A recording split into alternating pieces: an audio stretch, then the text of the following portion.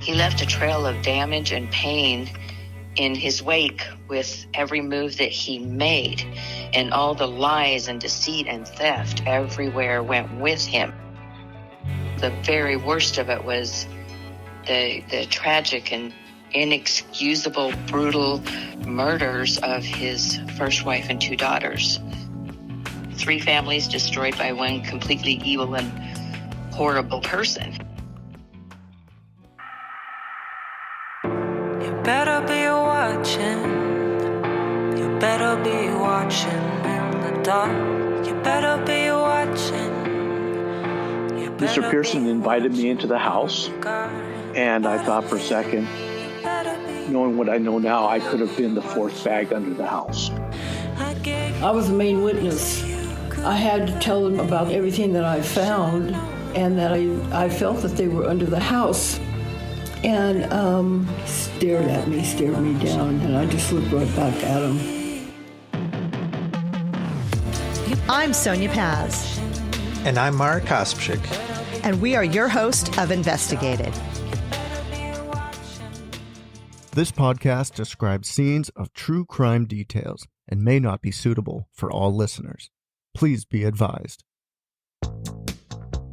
Hey there, listeners. Mark and I are really excited to have you here. And we just wanted to let you know that if you are new to listening to Investigated and you have just started listening and happen to pop in on these later episodes, you definitely want to go back and start from the very beginning. This is a multi-episode series, so to capture the true essence of the story, you definitely want to start from episode 1, which is the More Than a Feeling episode, and that's going to start you off chronologically so that you really have a great concept of what the story is about and you can follow along. This way you have a whole lot of episodes to catch up on, and it's great binge listening. We are so happy that you're here, as we want you to remember the Pearson ladies as we do. So enjoy the show. Welcome, everybody, back to episode 14 of Investigated. This is Sonya Paz, along with my amazing co-host, Mark Kospchik. How are you today, Mark?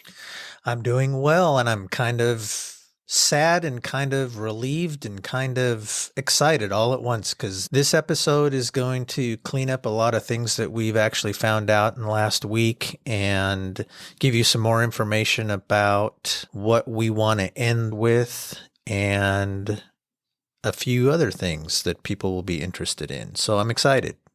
I know. I feel sad too. The last few days has been quite the whirlwind of just putting all of these last little details and conversations that we have had with people into a concise format, and feeling a bit melancholy as, you know, of course, we can't go on forever about this case. And I think after 14 episodes, interviewing so many people and getting all of the data that we have gotten and are still continuing to receive, which, by the way, will be in a Patreon or bonus episodes coming up. So stay tuned for that information.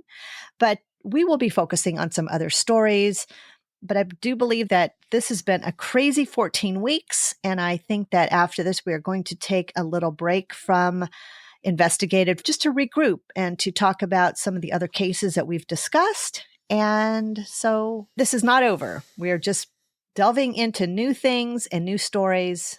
But yeah, I feel a little bit of sadness. But once everybody hears the contents of this episode, I think there's going to be an enormous amount of gratitude and closure on all levels.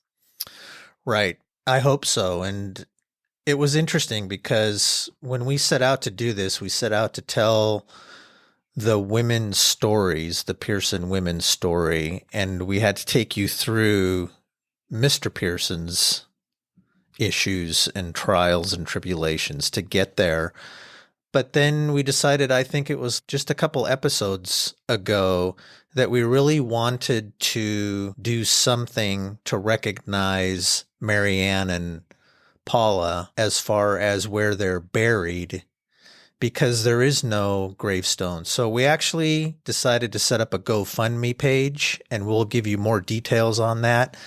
And it was just kind of out of closure for the both of us that we felt that we needed to do something for the girls. and to have them recognized and to have them have a place where other people can go and visit and say what they need to say to them. So we'll give you more information on that. That's right. Closure. And you hit the nail on the head there too, Mark, because I did not realize how much closure and healing that this podcast would deliver to not only to me, but to you and to so many other people. So it's a gift, I think, on all realms here. It's a great thing. Right. So I think what we need to do is kind of take you through the little tidbits of info that we have, and hopefully the listeners will enjoy these small tidbits of information, and then we'll close it up at the end. Awesome. So Mark, along with everything we have ready for our listeners today, we do have a bonus interview from Vickie, which is Arlene's daughter. And she really felt, after listening to the podcast, that she really wanted to come on and have something to say to us and to our listeners. So we will have that coming up in this episode as well. Excellent. And it's a quick, good listen to. It's heartfelt. Absolutely. Made me cry. Takes a lot to make me cry. But that one hit me, right? Hit me in the feels, and I really just feel much gratitude toward Vickie. As she did for both of us in the podcast, which was very nice of her to compliment us. As you know, with any investigation, there is a lot of paperwork, there's a lot of script writing, and there is certainly a lot of research. And one of the things that I had been working on over the last several months is working with the Santa Clara Police Department to make sure I had the right requests so that I was able to view case files. I was able to communicate with Assistant Chief Wahid Kazem, who gave me very special permission to view the case files and a lot of the evidence that was collected throughout the entire span of this case. And I am so forever grateful. And he put me in touch with the property and evidence CSOs there at the SCPD. And I was able to review that box of case files. Now, I cannot tell you how much this meant to me. There was a lot of information in there. I mean, a lot of information, but it was all contained into the size of one banker box. And we were able to just really look at a lot of the notes and everything that was documented in the entire scope of this investigation. And there were some photographs in there that was things that my father had taken photos. I even found that when the detectives had canvassed the neighborhood and talked to different neighbors, there was the statement there from my parents. So I was able to see that they had spoke to them. And all in all, it was just, it's so bittersweet, everybody. I can't even tell you, because this is a very serious case and these involve people that I knew. But to know and see how much effort and diligent research and documentation and how organized everything was regarding this case was just phenomenal. And I feel just so much sense and gratitude toward everybody there that made this happen. It was really great. And like I said, it was not an easy feat. There's a lot of paperwork that you have to do to request these type of things. But I think that the stars again were aligning, and I just feel really, really grateful that I was given that opportunity. And you gave me a list of things to look out for in that case file, right? Right. And it's actually quite interesting that they allowed you to do that, because most law enforcement agencies won't let anyone look at their case files at all. And I'm assuming it's based on confidentiality is probably their biggest thing, but they also don't want someone looking through their case files to see if there's anything that they missed either. I think that since this case is so old and Pearson has died since, and we've kind of revived that for the family's sake, that they let you go ahead and look through it, which was amazing that you were allotted 2 hours looking through everything and finding out some new information. So that's awesome. Yeah, pretty awesome. And I'm sure it's because of the podcast and that Pearson has died since then. I think it's something that is really relevant to Santa Clara. There's something really community centric about old Santa Clara. And I don't want to say old Santa Clara because there's a camaraderie. It's a really great small community that people really come together to help each other. But I went to parochial school there. I still am in touch with many, many kids from my first grade. And I also feel that because it is Santa Clara, that they want to have the story told. And I think they really like what we're doing. So at least that's what they're telling me. Well, and that it's a different perspective because, as we know, police investigators, detectives in police departments have a specific job to do. And they did it fantastically because they found their man, so to speak. And I think that the way you view Santa Clara as kind of old town feel, everybody sticks together, that this struck a chord when we started doing it and people are listening. And I mean, this was a big, huge case back then at that time. And I mean, it was a national case and it was about this small town Santa Clara, which was kind of bizarre in itself that something this horrific would happen to such a small town. Right. Absolutely. And I want to thank Monty Macer also and Wayne Britt. I haven't asked them, but maybe they gave me the thumbs up or gave us a good reference. So I'll just leave it at that.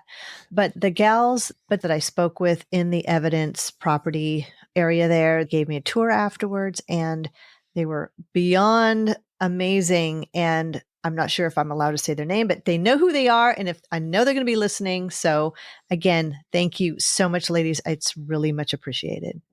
Yes. Thank you for letting Sonya review all that information. Yeah. So in last week's episode, there was that question about how when I talked to the FBI media liaison and we had spoke about how they pieced together that poster. Well, in looking through the evidence folder yesterday, and I want to give my dad a big kudos because I know he took this photo. There was a photo that I had discovered that was a picture of Pearson standing in a photography shop. And that is the photo that they used. They just cropped out all of the boxes of film and everything. And Mark, I sent that to you and you saw what that looks like. So they just cropped it out. So it does look like a DMV photo, but we found the photo that they used for the FBI poster, and it was not the DMV and it was not from the military, but it was from, I'm pretty sure, Pearson tagging along with my dad to probably Keeble and Shuckett or something in Palo Alto just to check out some photography stuff. And he took that random photo. And I found other photos that my dad took too. So pretty cool. And another link to you in this case, right? Your dad taking a photo of Pearson. Who would have ever thought? Right. And we're going to put these photos on the website, but I think this is another opportunity for people that really want to be one of our great followers and supporters that they can join Patreon, and we will package up a lot of really cool information, and we will talk more in detail about what else did I find and what else I able to discover at this meeting at the Santa Clara Police Department. Sounds amazing. Sounds great. So a lot of research goes into these cases, and Mark and I have done an incredible amount of work. I did get back from one of my other requests from the prison system, or which is called the Parole Operations Board, and I was able to get some information on Pearson and more about his stay at the in the prison system. And that is actually probably going to have to require a whole nother episode because what I had received was quite interesting. And just, again, another thing that took a while to get a lot of my request processed through the right channels with the right verbiage and the right forms. So I'm very happy that they got back to me. And I had just received this information as I was editing this last podcast number 14. So Marek and I will prepare another bonus episode for that, and we will definitely keep you posted and tell you what all of that includes. It's definitely very interesting and quite fascinating. Yeah, we'll take a deep dive into that stuff because there's a lot of information there, and we'll do that. We'll do another quick episode. Gotta love bonus stuff. Makes you feel like you're on the inside track. That's what we should call it, the investigated Inside track. Yeah. I like it. Yeah. I like it. So I know that we've done even more research, and I don't believe a lot of folks knew much about the WAC, which is the Women's Auxiliary Army Corps. Can you explain to everybody what that is and how that came to be and how they even advertised all that back in the 40s? Yeah, so it was because of World War II, the government needed people to work while most of the men were gearing up to go to war. And so the Women's Army Corps, WAC, as it was back then, was a women's branch of the United States Army, which was the Women's Army Auxiliary Corps on May 15th, 1942. It was then converted to active duty status for the women who signed up in the United States Army, and that was July 1st, 1943. The WAC was then disbanded in October 20th of 1978. So it went for a long time, and women were a big part of World War II and where they did their work and how they did their work. And it was a great way to serve their country and to learn a marketable trade.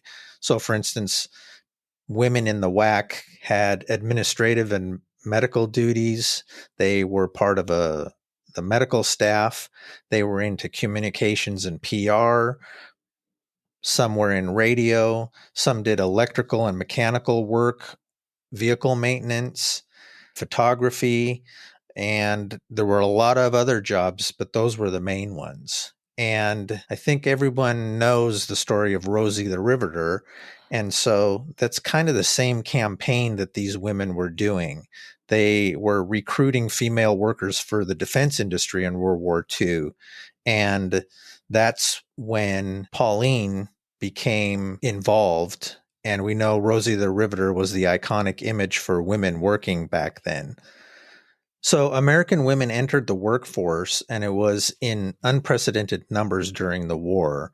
As I said before, where the males were enlisting to go to war, the industry to drive the war machine needed people to come in and help manufacture, push on with the war. And so that's when the WAC became very important. So between 1940 and 1945, the percentage of women in the workforce back then was 27%, and then it increased to 37% by the time 1945 rolled around.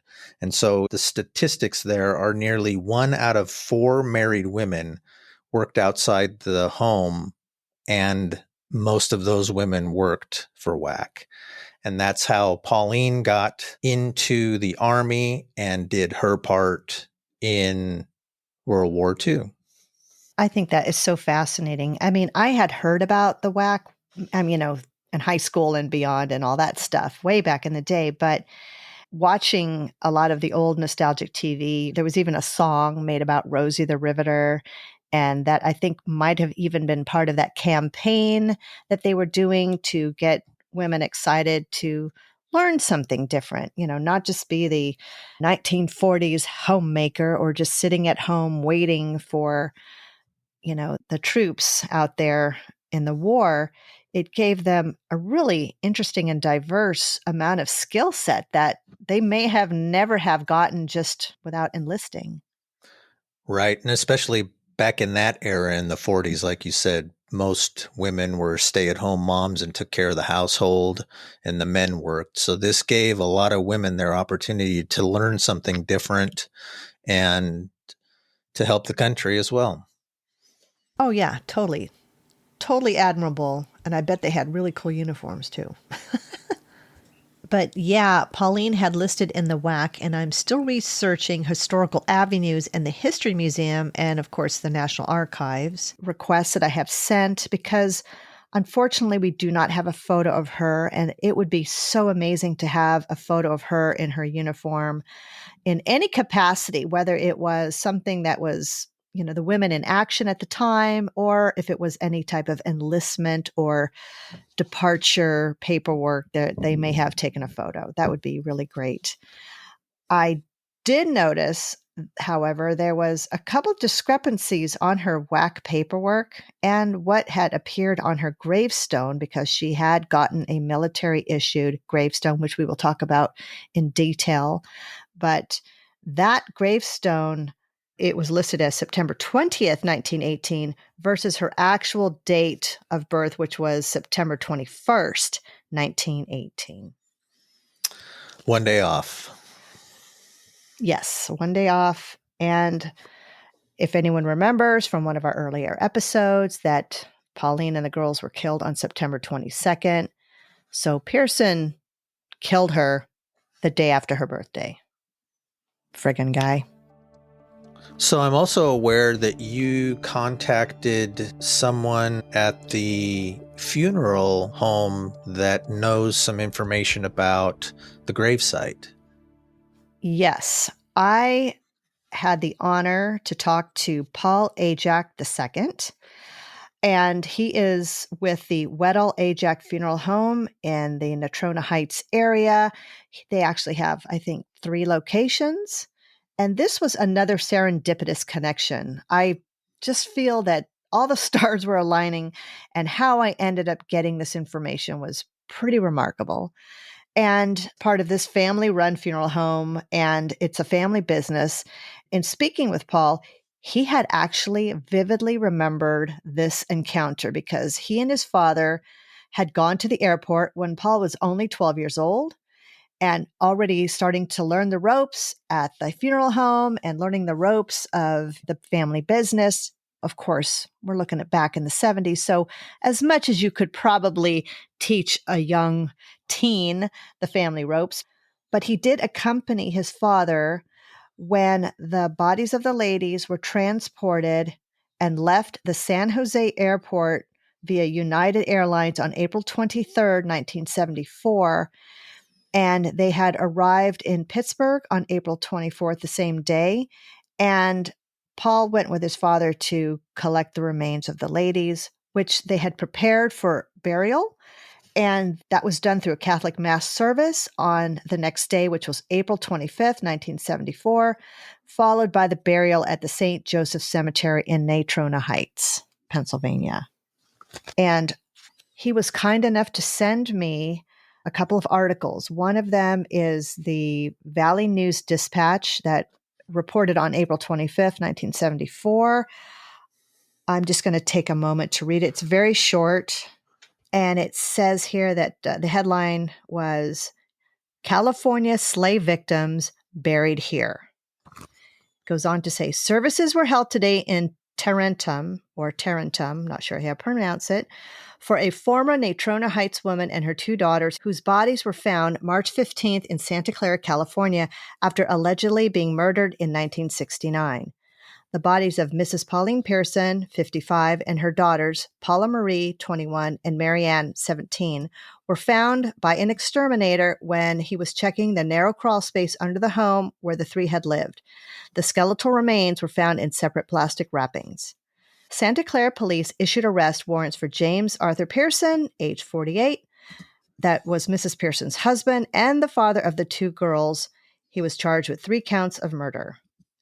Medical experts estimate that the women were killed about September 22nd or 23rd, 1969. Pearson, who had remarried under the name of Albert IV, is being hunted throughout the Northwest United States and Canada. Santa Clara police are heading the investigation, and the FBI has charged him with unlawful flight. Obituaries are in today's paper.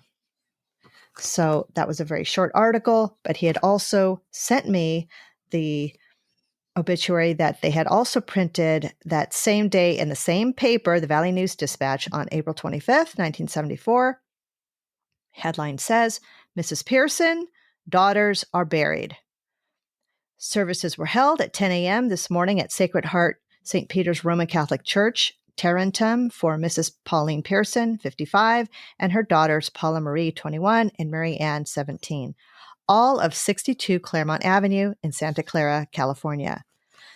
The skeletal remains of the former Natrona Heights woman and her daughters were found March 15, 1974, more than 4 years after they were allegedly murdered. Mrs. Pearson was born September 20th, 1918, in Harrison Township to Joseph and Veronica Panek Radvan. Paula Marie was born July 1952, and Marianne was born May 1956 to James A. and Pauline Pearson. Mrs. Pearson lived in the Natrona Heights area until 1943, when she joined the WAC and was stationed in California. She is survived by her two brothers, Paul Radvan of Natrona Heights and John Radvan of Breckenridge, and four sisters, Mrs. Alex Catherine Mialke of Leechburg, Mrs. Angelo Mary Ramelli of Butler, Mrs. Anna Lamparski of Breckenridge, and Mrs. Veronica Yanovich of Saxonburg. A Mass of Christian burial was celebrated at 10 a.m. in Sacred Heart St. Peter Roman Catholic Church with the Reverend Michael Kernan, celebrant. Burial was in St. Joseph Cemetery, Natrona Heights. Paul R. Ajak Funeral Home, Easter, was in charge. And what we didn't know before, at least I didn't through all our other episodes, is that they had a Catholic burial. So they must have been involved in the Catholic faith, or at least she was at some point, whether it continued when she met Pearson or not. But she must have been a practicing Catholic at some point. Yes. In fact, in speaking with the family, they were very, very Catholic and had all been very dedicated to their faith. And that goes back to Pauline's mother as well, who had 13 children. So I think there's a lot to be said about that. Yes, Catholics do prosper. That's for sure. That's true. So speaking of the Radvan family, John Radvan was Pauline's brother, and Pauline and he were very close from what I have gathered from family members. He was also the family point of contact when those authorities in Santa Clara had connected with him about the discovery of the bodies in 1974. He was also the same family member who had reached out earlier back in 1969, 1970, when the mother had tried to write and never got any response back. John, which we'll refer to as John Sr., he had taken the role of being the person to connect with the authorities and the grandmother. And he was also the same family member when Pearson dropped the grandmother off at the airport. And Pauline was the second youngest, and John was 2 years younger than her and was the youngest of all of the siblings. And unfortunately and sadly, John Sr. passed away 4 years ago in 2020. One thing I also want to mention, Mark, if anyone would like to see the grave that is currently in place for Pauline, where the three are reciting, but only one gravestone noting Pauline's name, that is in the show notes on the website.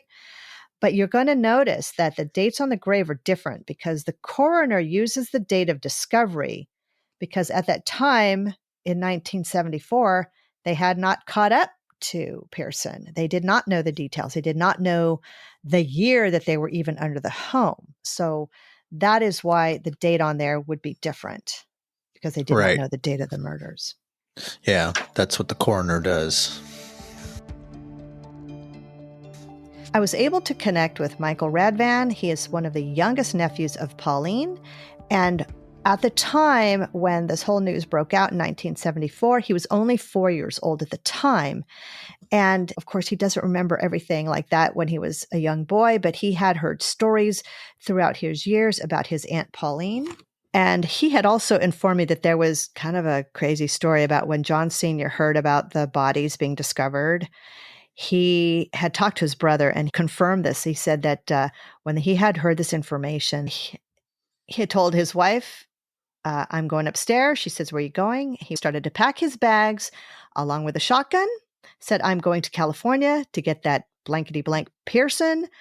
And whatever he could have done to have helped his his sister, this killer. So I find that just a really fascinating story and discovery.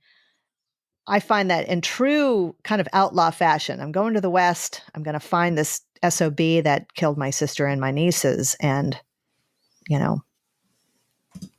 I think that's pretty cool. I think it's awesome. Looking out for the sister. Looking out for the sister. However, his family did bring him back down to reality and had all concluded that they didn't even know where Pearson was at this time. You can't go to California. It's been 4.5 years later, but that was quite upsetting. And so good for him to want to go out and capture this guy. So as you know, I have a really, really good memory. And I have always thought that the photo of Pauline Pearson that was placed in the October 6, 1974 news article from the Daily News that was titled House with a Secret, which is our second episode, features the photos of the three ladies identified as Paula, Marianne, and Pauline. Okay, so I always thought that photo looked vastly different than what I had remembered. I think in this photograph, she looks much older. So I did ask Michael if he thought that was Pauline. And the thing that he had come up with is that it looked just like the grandmother, which would have been Pauline's mother. So he thought it may have been her, and somehow they ended up getting her, the grandmother's photo instead. But through my sources and through my research is that Pauline, it has a striking resemblance to her mother. So it is indeed Pauline in the photo, but in my mind, and I'm going to stick to it, in my mind of how I remember her is vastly different. So, maybe it just wasn't the best photograph of her, or maybe it was just the lighting, but I just remember her looking different. So that's my story, and I'm sticking to it. But still, to this day, we do not have any other photos of Pauline Pearson, or with her and the girls, or with her and the girls and James Arthur Pearson. Right. And I think we're trying to locate some photographs of all three of them that were maybe more updated than what was in the newspaper articles, right? Right. Well, specifically of Pauline, there is not any photos I can find with her. And I have dug deep. I mean, Clark Williams dug deep. You looked as well. And all I can say is Pearson must have threw out and discarded all family albums, all evidence. And sadly, that is symbolically because that's what he did to his first family. That's what he did with them, threw them all away. What are your thoughts on that? Well, I totally see that happening, but it's interesting to think about if Pauline had any contact with her brothers or sisters back east, and if they had any photographs of her when she was younger, maybe before she even met Pearson, or if Pearson, locked out the family and didn't want her to have any contact. But yet mom came out here, right, for vacation. Right. Well, Michael said he would see if he could locate anything. As of this episode, I have not heard back anything. I told him, even if it was pictures of her as a young girl or through any type of ceremonies or weddings or family portraits or anything is better than nothing. And it would be greatly appreciated just to have a look at how lovely she was. Right. If we get those, we'll put them on the website. Right. And we can also cover those in an upcoming episode, a bonus episode. Right. So, Merrick, as you know, I had gotten information from Auntie Macer that the story was covered in the Master Detective magazine. Can you tell us about this? This is pretty interesting and fascinating as well. Well, yeah, this was kind of one of the first big, huge articles that you and I digested, and it took us to where we needed to go looking for other stuff. So the entire story was covered in Master Detective magazine, and it was written by Austin Allen back in March of 1980. And the article was titled Bag of Bones Murder Case. And Master Detective was a monthly magazine back then, and it was founded in 1929 by McFadden Publishing. And they had a sister publication that was a true crime magazine called True Detective Mysteries. They originally sold for 25 cents a magazine and were released monthly and featured true crime stories of what was going on at the time. And in August of 1935, the name was changed to simply Master Detective.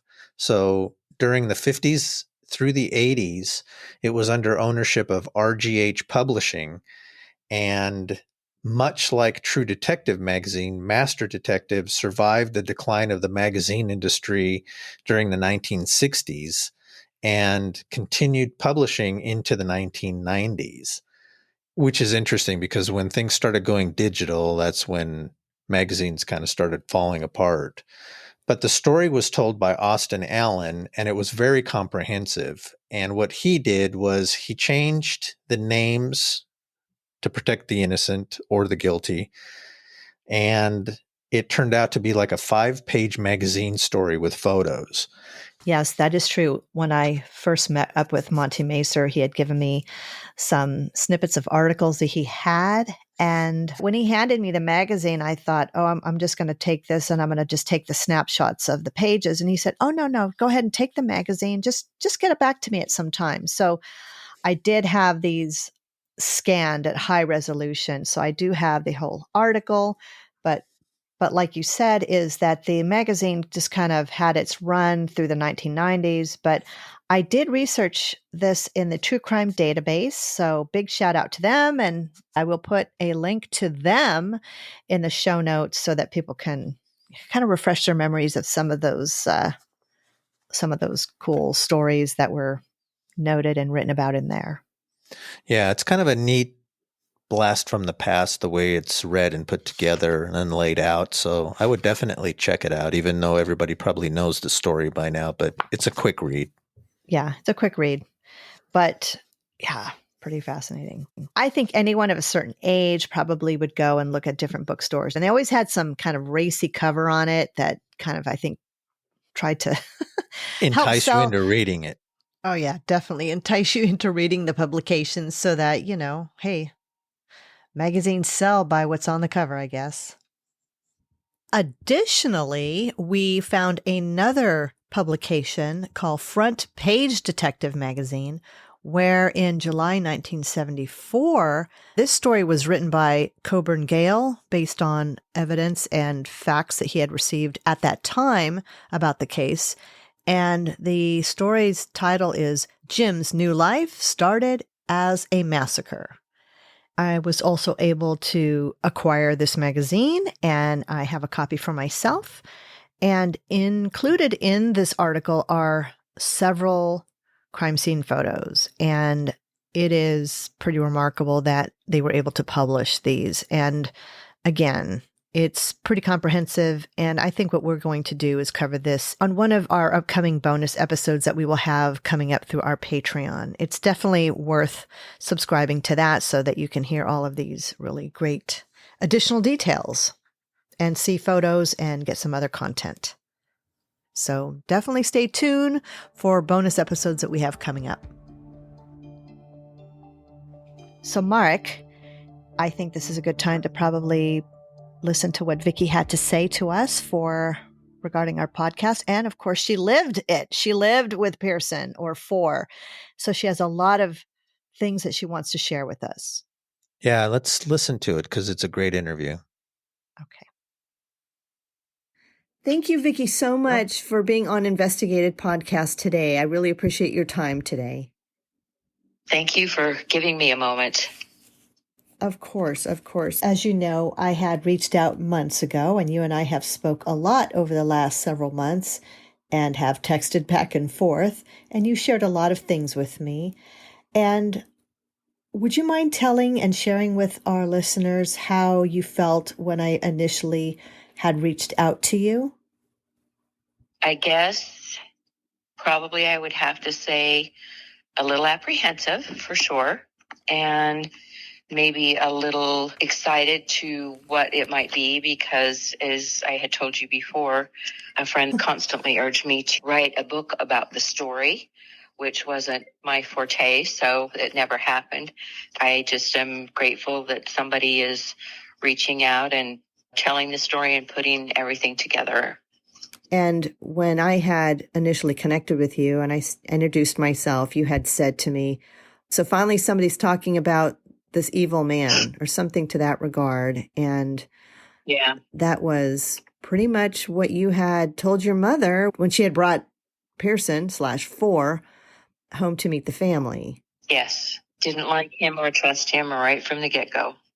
Right. And I had asked if you wanted to say anything or share any stories or just share your feelings. And that was several weeks ago. And now that you've had a chance to absorb the podcast and really hear a lot of the facets of what happened with not only with your family, the Ruesch family, but of course the Pearson ladies, and then of course the Watson family.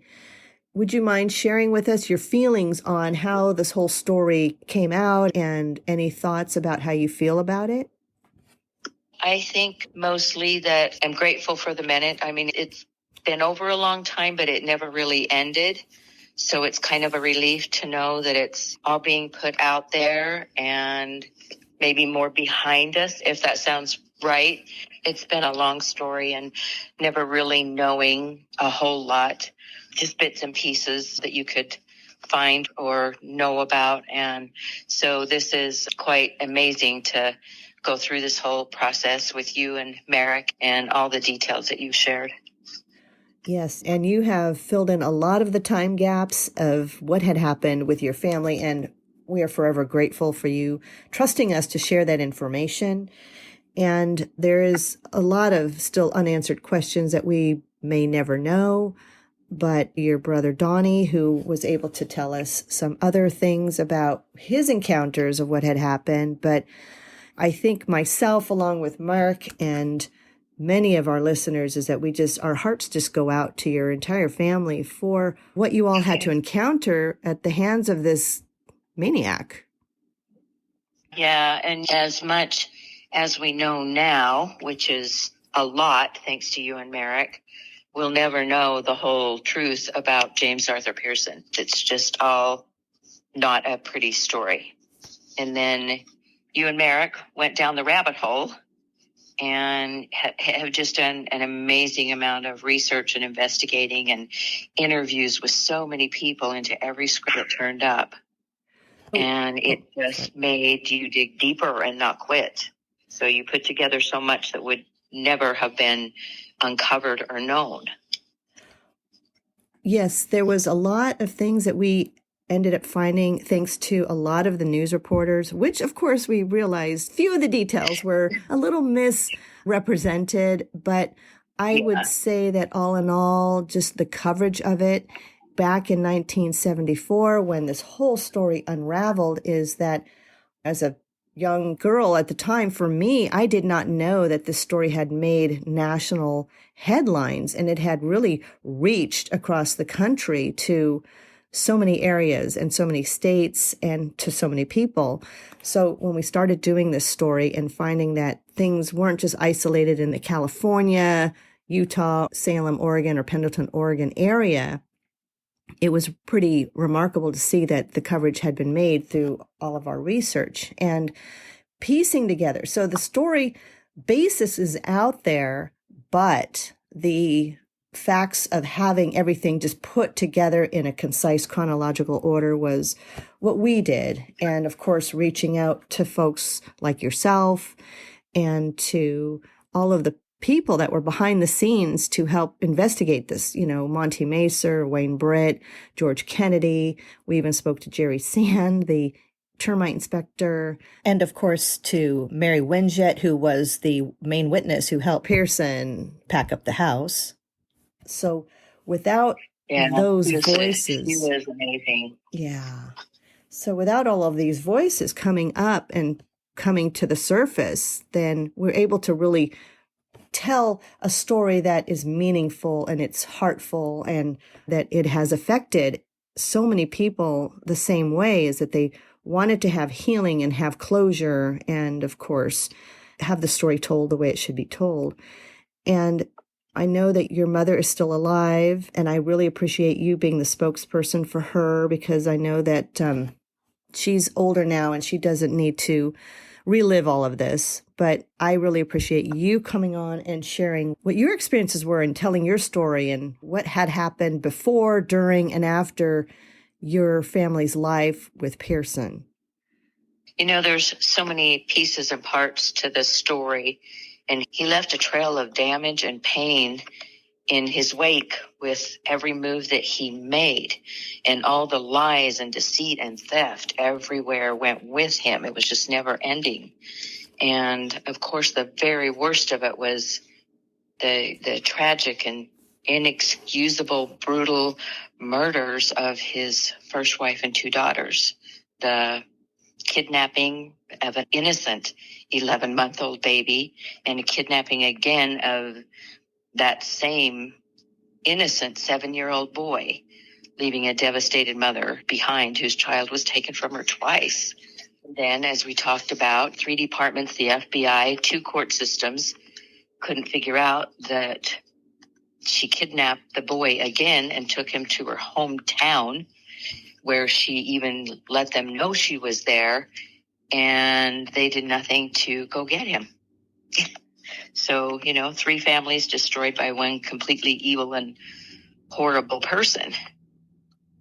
I wanted to do this because I just wanted to personally thank you and Merrick for your hard work and your perseverance and putting everything together. It's definitely been a long time coming. And I feel like you've brought closure and, more importantly, a voice, as we've talked about many times, to so many of us, especially to Pauline, Paula, and Marianne, who now hopefully can rest in peace because you did give them the gift of a voice, which they were deprived of before. I think we're all grateful and appreciative to you for your hard work, and so many things have been answered for you also, because of your association with the family and the girls and being friends.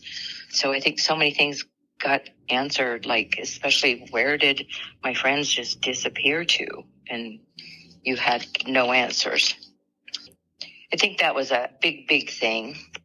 And then I also would like to shout out a thank you to all the people that you interviewed and that came forward either through the podcast or through knowledge of the family and told their parts of the story, helping to put the pieces together.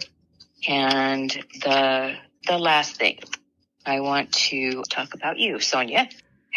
I also know that Pauline and the girls, because you and I have talked about it, are buried together in one casket in Pennsylvania.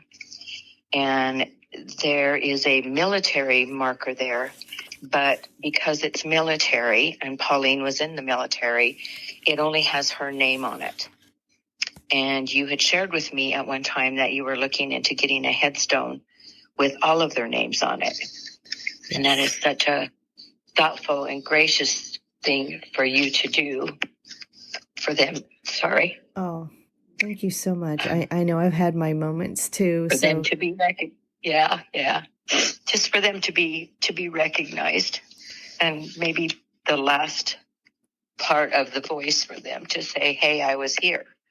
Anyway, I'm sure there's a lot of people involved with this story, either whether they were just listening or a part of it, myself included, who would want to be part of getting the headstone for them. I think that's really important thing to do. So thank you again for telling this crazy, sad story. And I hope that in the telling that you got your closure also that you needed for yourself and for your friends, even though it wasn't what was hoped for. Thank you. So your words and your sincerity truly means a lot to me and to Merrick. And I feel really blessed to have come across. I think we have a friendship. And so yes, we do.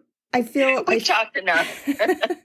And I feel as though these are connections that were meant to be. And these were people that I've spoke with and connected with that I feel I will stay in touch with for a great while, a long, long time, as far as I'm concerned. So although it was a sad time and this was a terrible, terrible thing that had happened, I think this is the silver lining. And I think this is the ladies, Pauline, Paula, and Marianne's way of saying, thank you everyone for not forgetting us.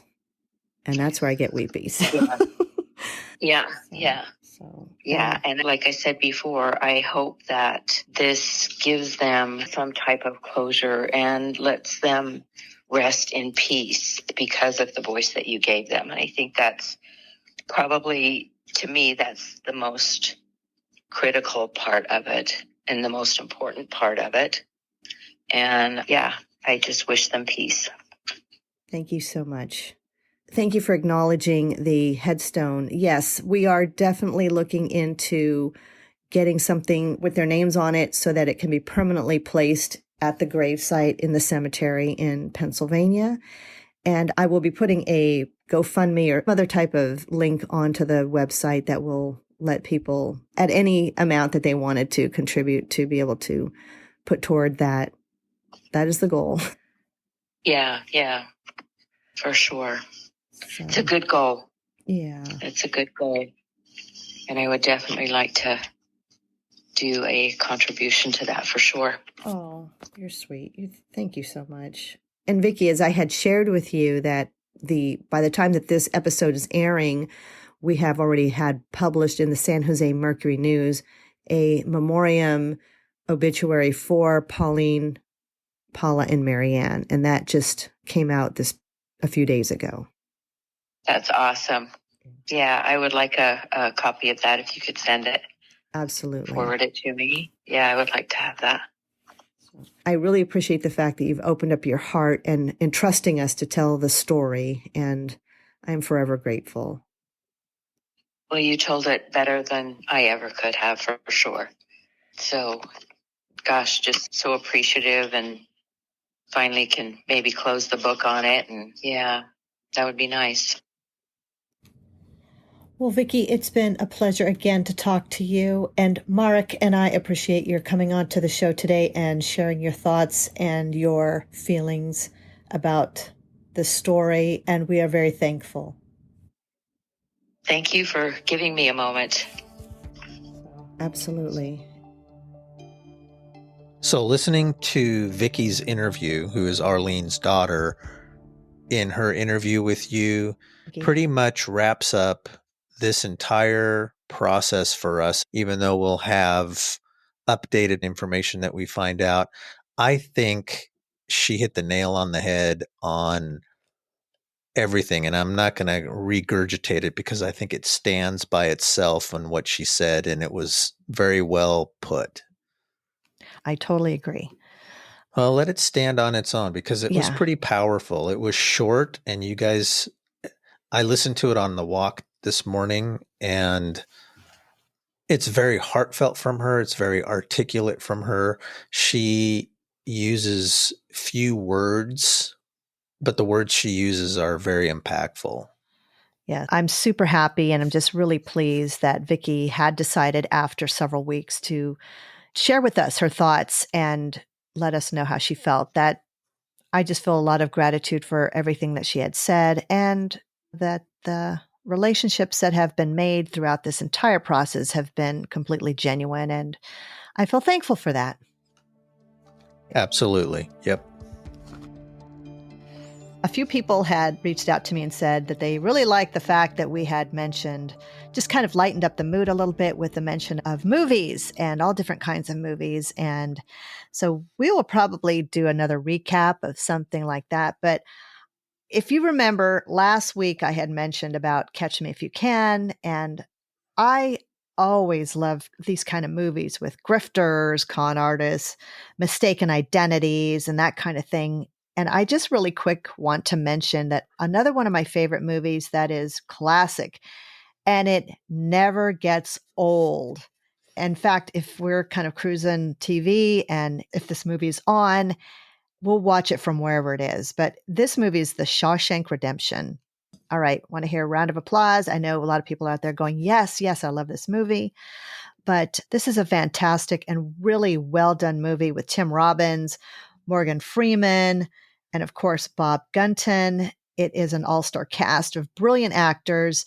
And this spectacular movie, it allows someone who is innocent the opportunity to get his life back and to live his life freely after getting redemption on one of the most cleverest of terms. So, spoiler alert, if you have not seen the movie, then speed up 30 seconds. But Mark, you've seen this movie, haven't you? Oh, yeah. Ton of times, too. I love it. Yeah. It is, I mean, you talk about twists and turns. You're happy in this movie. You're sad, you're mad, you're gleeful. It's a variety of emotions. But the part I want to specifically mention is at the very ending where Red, as played by Morgan Freeman, narrates, I can't do a Morgan Freeman imitation, but I will just say, he says, I'd like to think that the last thing that went through his head, other than the bullet, was to wonder how the hell Andy Dufresne ever got the best of him. And that part is exactly how I feel when Pearson was approached by the FBI in the summer of 1978. It was definitely a holy shit moment. Holy shit, I got caught. And he totally buckled when he knew the gig was up. And the gig was up. It was. I wish we had cameras back in the day, because I'd have paid good money just to see his face. Right? For sure. Yep. Surprised and like, you're done, dude. And we should definitely do a little segment. We should do an episode dedicated about true crime movies and what our favorites are and how we feel about them and things like that. So yeah, that'd be fun. Yeah, that would be fun. So now I know that you have some information you want to give to the listeners about the women that we want to get gravestones for. And like I said at the beginning of the podcast, this was something that we thought of just a few episodes ago that we could do. And so Sonya's going to give us some information on that. Yes, thank you. So since we know that there was an obituary that was run in April of 1974 in Natrona Heights, in the area where Pauline grew up, there was never an obituary or a memoriam in the Santa Clara paper. And I mean, because that would have not been normal, because I don't know, it just didn't happen and no one ever thought about it, but we're thinking about it. So we had published just this past week, and it is now live on the internet, and there's a link to it on our website on investigatedpod.com. We had written an obituary. It was published in the Sunday, May 12th, 2024 obituary section of the San Jose Mercury News, and I'd like to read that to you. It simply says, remembering Pauline, Paula, and Marianne Pearson, whose lives were tragically taken on September 22nd, 1969. They lived in Santa Clara, California from 1967 through 1969, where they enjoyed golf, swimming, academics, and were taken far too soon. They will forever be missed, and we want to preserve their memories, share stories, and hold them in our hearts. If you remember them, please share your condolences and your stories. Contact Sonya at rememberingpearsonladies@gmail.com. And so with that also, what we decided to do was to have a gravestone done with the girls' names on it, because Pauline has her name on the gravestone back east, but the girls aren't there. So we also wanted to set up a GoFundMe page for that, and just wanted the listeners to donate anything they wanted to, even if it's $1 or $5, to get it rolling so we could have that done for the family. And I think Sonya's going to give us some more information on that. Yes, if you do go to the show notes of our website, then you can also see that the headstone of where they all three are buried with additional other family members is that These women have been buried for over 50 years without properly being identified at the gravesite at St. Joseph's in Pennsylvania. And like Marek said, if you'd like to contribute, the link is definitely already set up on the investigatedpod.com website. It'll say Remembering the Pearson Women. You can find all the information there. But the other thing, too, is that as we are coming to the conclusion of this multi-episode story, I wanted to make sure that this obituary was released on Mother's Day. That was this past Sunday. So the timeliness of this is, again, very serendipitous. It is warranted. It is to be remembered. And that I wanted to give that shout out to Pauline because she was a great mother and she just really never had a chance to see her daughters flourish in their jobs, get married, have kids, provide her grandkids, and just the whole lot of things that could have happened. And the other special thing to note is that this past week on Tuesday, May 14th, Marianne would have been 69 years old. So huge birthday greetings to Marianne. Much condolences and prayers for her at this time. For sure. It all kind of worked in date-wise to be very, what do I want to say? Apropos that we're doing it right now. Absolutely. So we have now created a Patreon, and there are different ways you can support us and get some really cool swag in the process. If you like stickers and buttons and bookmarks and things like that, then by all means, connect with us on Patreon, and the link is also on our website. So check us out there. Yeah, which will be pretty cool as well.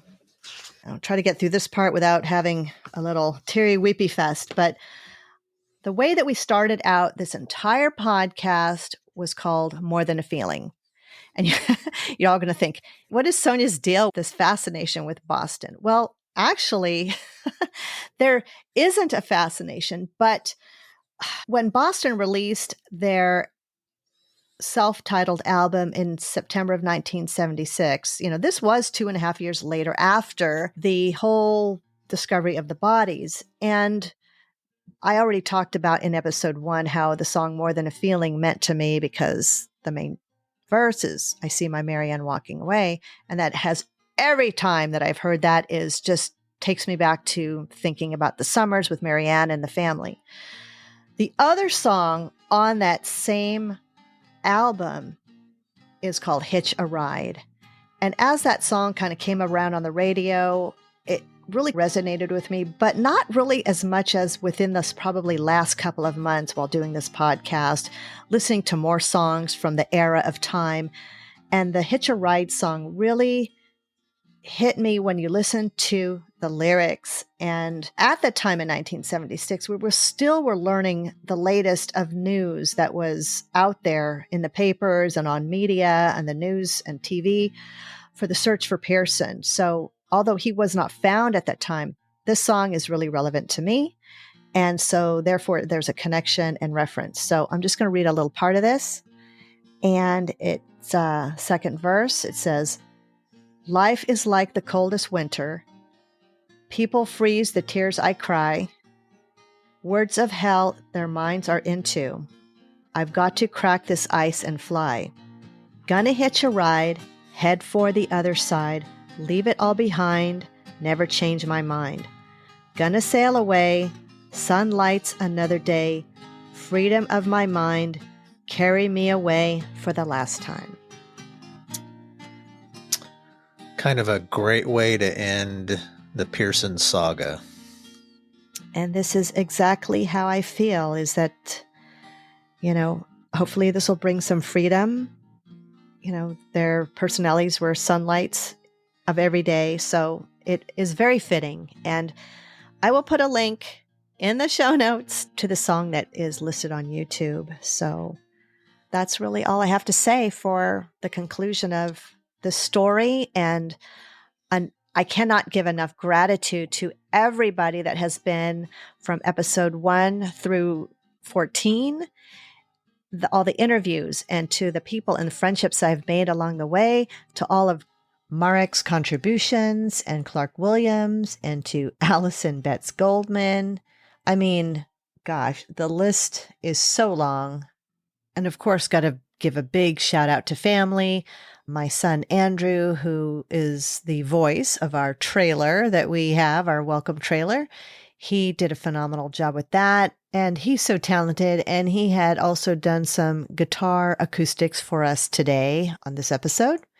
And a huge gratitude and shout out to him and to my son, Ryan, who was in episode 7, the Little Bones episode, as one of the termite inspectors that we brought onto the show to give his expertise on how home inspections are done now. So big shout out and thanks for them.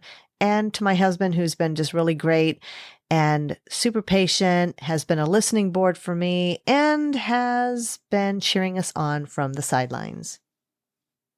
And I think that there's so many moving parts in the story, and that everyone has finally had a chance to really state their thoughts on it. And to those victims who are still alive, and hopefully that they're coming to terms with a lot of healing, and to people that knew them and that people that had remembered them, we hope that this story has answered a lot of questions. And of course, we will come up with some bonus episodes as we sort of pepper those through other stories that we cover.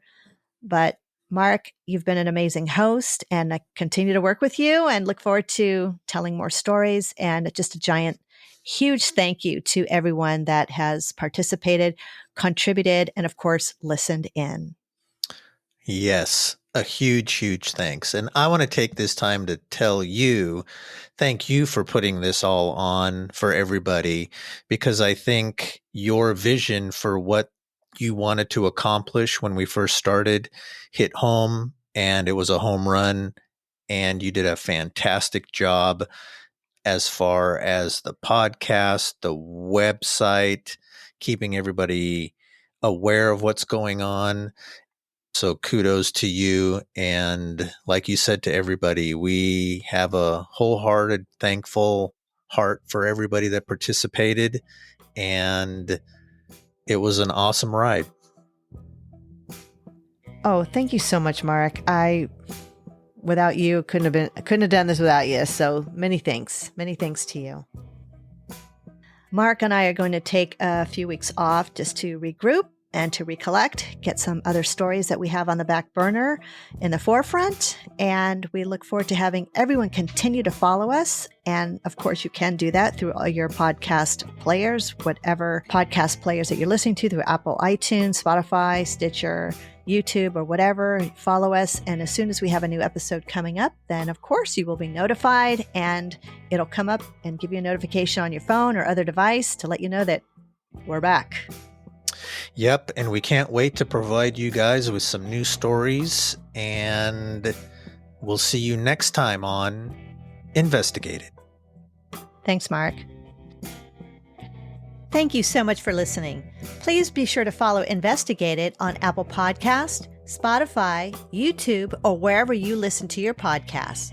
You can also visit our website at investigatedpod.com to learn more about your hosts, Sonya Paz and Marek Kaspchik. Follow us on social media and connect with us. Investigated is written, edited, and hosted by me, Sonya Paz, with story input and advisement from Marek Kaspchik. And many thanks to the research of criminologist Clark Williams and to Allison Betts Goldman for her contributions to this story.